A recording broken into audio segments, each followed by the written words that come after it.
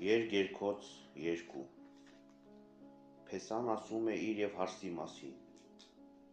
Ես դաշտերի ծաղիկ եմ, հովիտների Շուշան, ինչպես Շուշանն է փշերի մեջ, այնպես էլ իմ սիրելին է դուստրերի մեջ։ Հարսն ասում է Փեսային.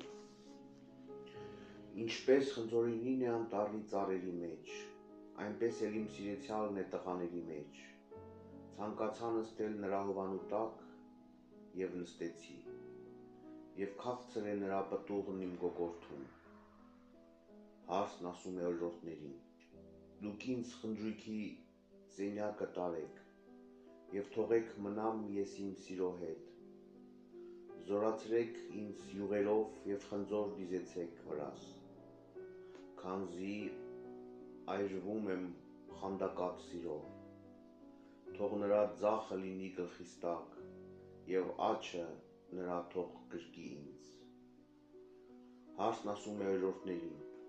Երդվեցեք, ով Երուսաղեմի դուստրեր, հողի և հանդի զորության վրա, որ երբ վեր կենաք, դուք իմ սիրածին չեք արթնացնի, մինչև որ ինքը չկամենա։ Լսում է Փեսայի ձայնը և ասում.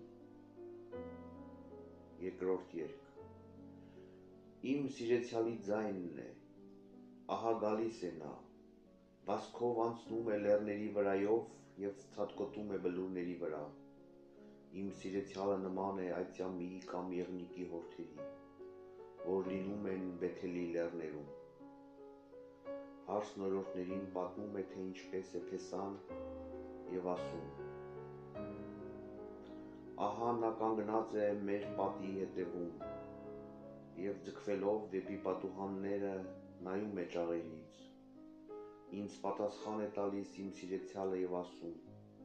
Վեր կաց, իմ սիրելի, իմ գեղեցիկ, իմ աղավնի։ Ահա ձմեռն անցավ, անձրևները անցան գնացին, ծաղիկները երևացին մեր երկրում։ Էտելու ժամանակը հասավ, տատրակի ձայնը լսվեց մեր երկրում։ Թզենին իր բողբոջն արձակեց, ծաղկած որդերը տարածեցին իրենց հոտը։ Վեր կաց, իմ սիրելի, իմ գեղեցիկ, իմ աղավնի, ով իմ աղունակ, դու, որ պատսպարվել ես վեմի հովանու տակ։ Ցույց տուր քո երեսն ինձ, և լսելի դարձրու ինձ քո ձայնը, քանզի քաղցր է քո ձայնը, և գեղեցիկ է երեսը քո։ Փեսան այսպես է ասում օրիորդներին.